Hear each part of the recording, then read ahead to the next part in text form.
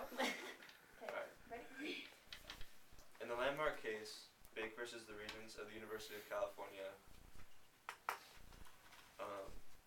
the Chief Justice Lewis Powell said that ethnic classification of any sort are inherently suspect and call for the most exacting judicial scrutiny, especially with America's history of discrimination and racism.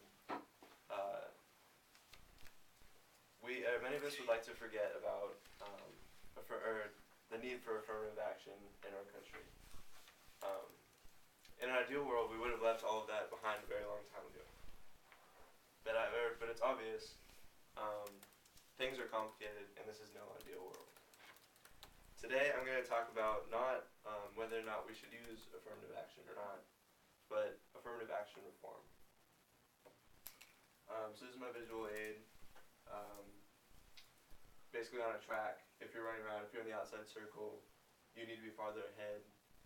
You need kind of a boost to make sure that you're on even footing with the person on the inside track who has an easier time. So affirmative action is a state matter because it's part of the school system, and school education is a state matter. So the methods that they use to employ it are varied, and therefore sometimes they can be flawed and we wouldn't even know about it. Even from the beginning, in the Bake versus Regents of the University of California case, the Supreme Court ruled that affirmative action was constitutional. However, the method that the school used, which was a quota system that set aside seats for minority students, was not constitutional.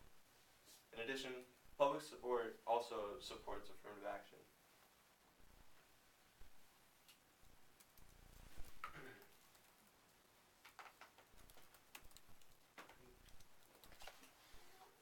But they do not support race as a criteria for admission to schools. This issue is very delicate, it's controversial, and it needs the proper care in order to be assessed correctly. Actually, June of this year, 2013, the Supreme Court said that the standards of affirmative action need to be tightened in our schools. However, there are so many cases every year, so many schools in each state, that the Supreme Court would be unable to see all of them. And most times, schools don't recognize what they're doing, don't realize they're doing anything wrong. It's only when they're sued by an angry applicant that they have to go to the Supreme Court and when their policy is wrong. So, what I propose to do is simply set up a federal guideline for schools to follow in their affirmative action policies. Although education, I believe, should be a state issue, a federal guideline would make it easier for students to choose schools that have legal and constitutional affirmative action policies. These guidelines won't be enforced by the federal or the police or anything. However, it will be public knowledge if schools adhere to the guidelines. In addition, this solution is more comprehensive than a case-by-case definition system that the Supreme Court would normally use. So, in this plan, it is a modest plan, but it's also very beneficial. First of all, students can quickly see if the school that they're potentially applying to has a constitutional affirmative action program, and it's guaranteed to be legal by these guidelines. The schools who want to be seen as progressive by their potential applicants would make sure that they're within the guidelines, and it shows their dedication to the new students.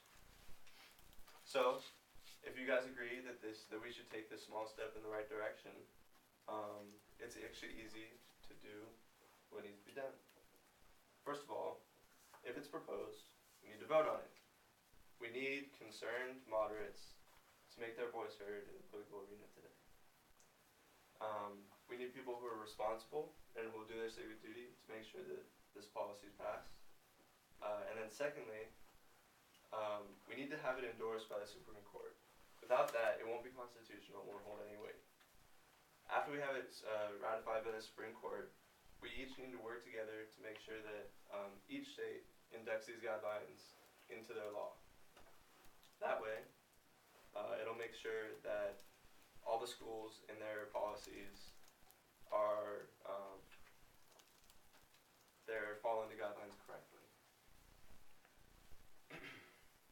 This is an issue that affects us all. If schools are using affirmative action incorrectly, and we've determined that affirmative action is the path that we're going to take in the future, then it follows that we need a set rule, set guideline, to set things on the same level across the board, across the entire nation. Secondly, it has an emotional impact on us. We're a country that has a history of racism, segregation, and discrimination. We're the new generation. If we're going to be the ones that are going to turn this around, and if we're the ones that we consider equality of opportunity a worthy choice, then we need to be vocal. Ultimately, guys, it's up to you. You guys have to vote. You guys have to make the decision. It's your choice, guys. It's your choice for the future of America. It's your choice for the future of your communities. And it's your choice for the future of the world.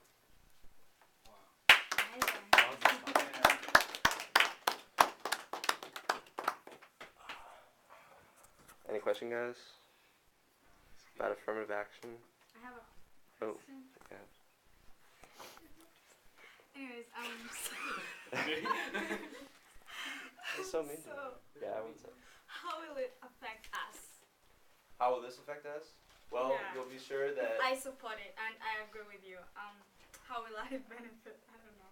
Yeah. Something like that. Well, if it's put into law, then you'll know that the affirmative action policies taken by San Jose State are going to be legal. They're going to be constitutional, and you won't have to wonder 10 years down the road, did I get in properly, or did the school system cheat up and I wasn't supposed to be here for some reason? Yeah. Thank you. All right. Any other questions? Awesome. Real quick, I just wanted to actually just explain. This won't be part of my speech, but